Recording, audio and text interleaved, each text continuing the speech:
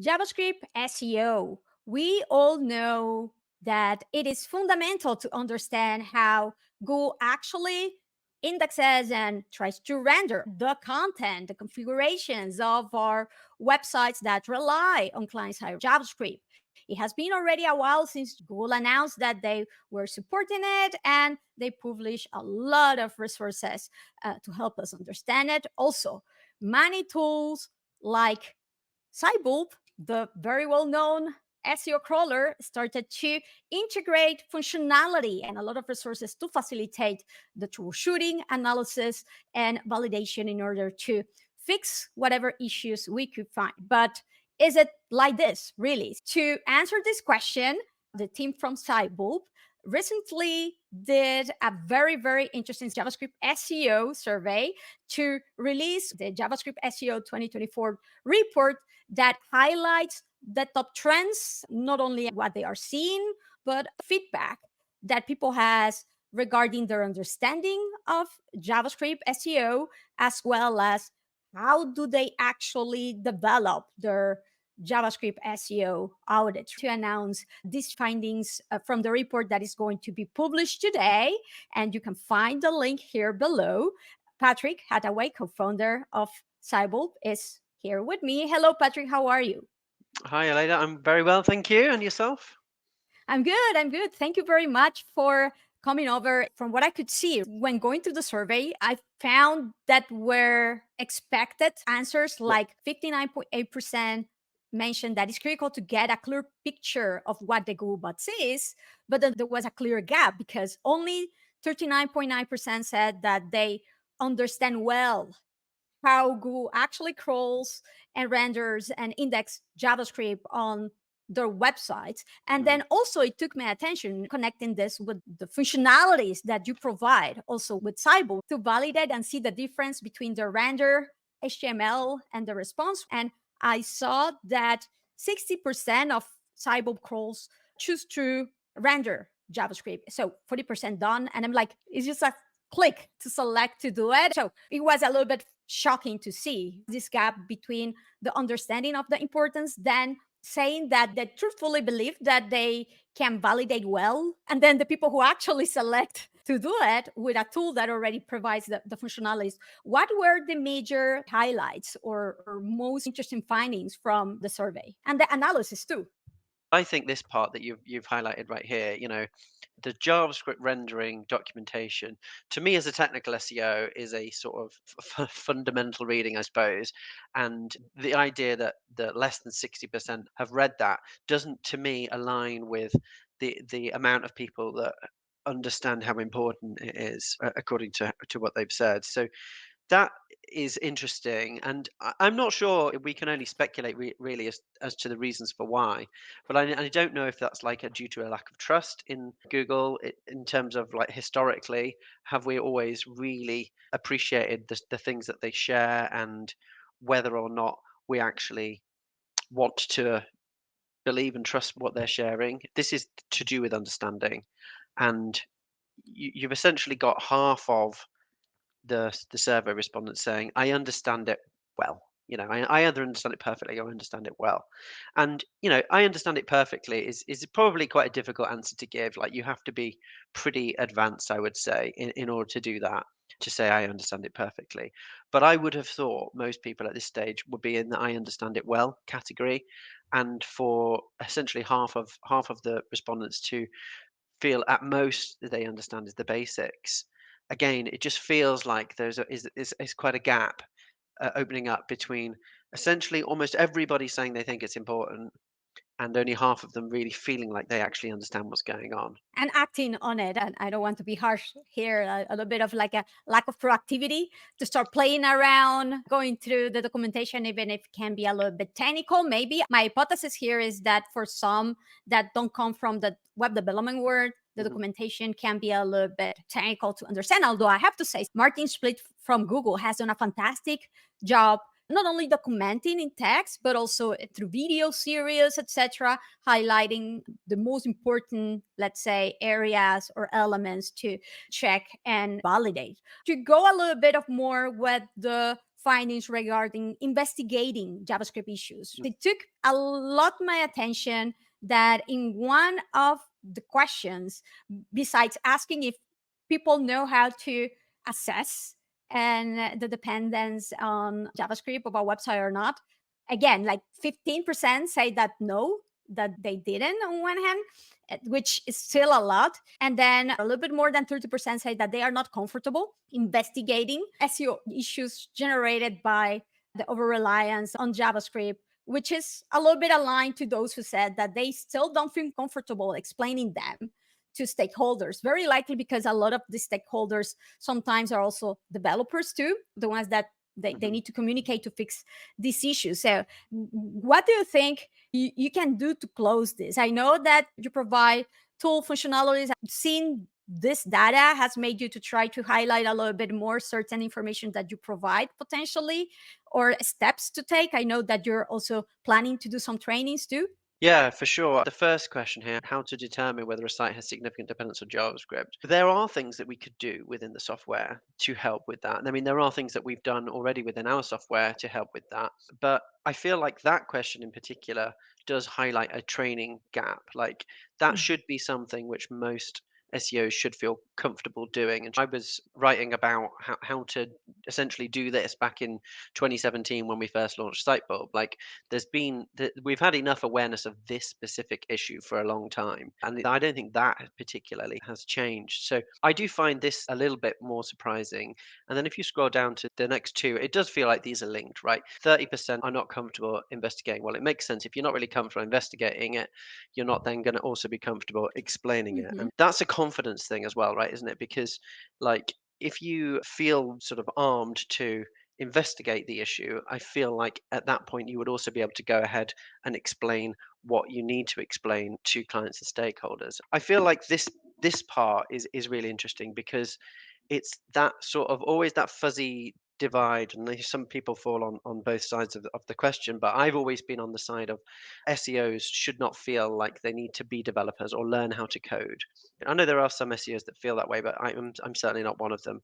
However, I do strongly feel that SEOs need to be able to communicate with them, and like that's really the bit in between. And I think that probably the most important bit in all of this is not necessarily to be able to say, okay, it's this specific code or it's this part of this JavaScript file that's having all these impacts, but saying that JavaScript is having an impact on these pages and these are the changes and these are the ramifications of those changes and this is what that actually means and this is the impact, and it's all of that is connecting all those bits together that means that you don't necessarily have to know, all right, well, exactly what's happening underlying happening on the page, because that's really is developer work, but being able to communicate with them and actually get through both to clients and to developers that this is actually genuinely an issue and influencing them to actually do something about it, right? 100% is being able to explain the implication from an SEO standpoint when Google tries to access to the content and index it. So on this other section, when you ask about the actual auditing of a JavaScript reliant website, that almost 31% said that they are all the time dealing with websites or working with websites that have a significant dependence on Mhm. JavaScript, which I think it is more than normal nowadays. It took my attention that 57% say sometimes, and only 4.3% said that never. But then when you ask something that in my mind is tied to it, it's like if most of the times you are finding websites that are highly dependent or dependent, it was only 35% or almost 36% that said that they are using tools to assess or to analyze it all the time, right? So only for 43% said that sometimes they use it. So if you are running into this sort of scenarios most of the times, why you are not checking this all of the times with proper tools that will also allow you to do it at scale or highly facilitate the analysis. If you have access to so many SEO crawlers out there, it can be so much easier for you to understand if there's an actual gap or there's something to pay attention of, right? So again, I can see that there's like a little bit of a gap there on knowing that is important and actually doing the little step of selecting the option there on your favorite SEO crawler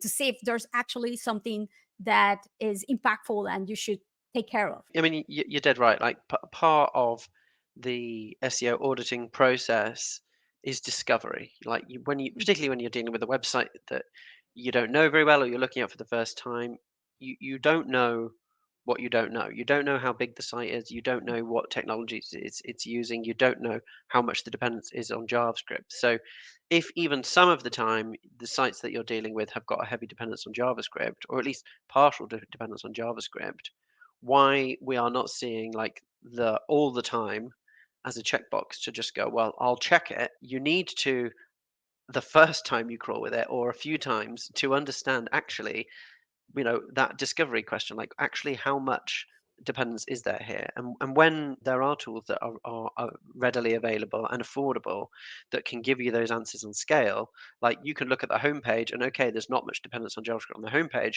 but maybe on product pages or category pages, or if you've got websites that are built literally using different tech stacks, different parts of the site, bigger websites, that's often the case. So you really aren't going to be sure until you've actually looked at the whole site, or at least a good sample of the site, whilst turning these options on, which are helping you understand these things. The advantage with Sitebulb and certain crawlers is that you don't charge by credits, right? Or Hmm. per page crawl, which I understand that it might be a reason for some to not necessarily Yeah. do it every single time because they are charged by credit or something like that.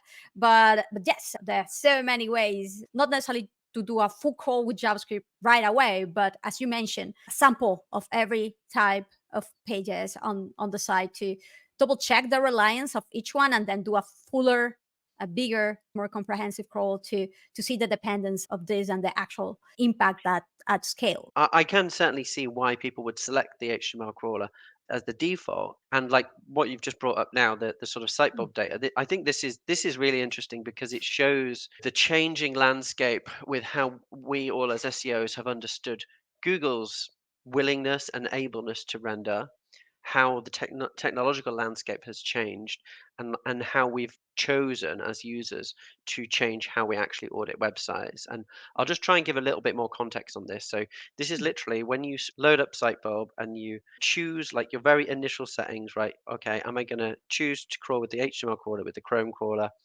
Those little like small bits of data that they get sent through as usage data to us, so we can track that, right? And so we've tracked that back from January 2020, and you can see that at the very beginning, 65% of people were choosing to use the HTML crawler, right? We call it the HTML crawler in the tool.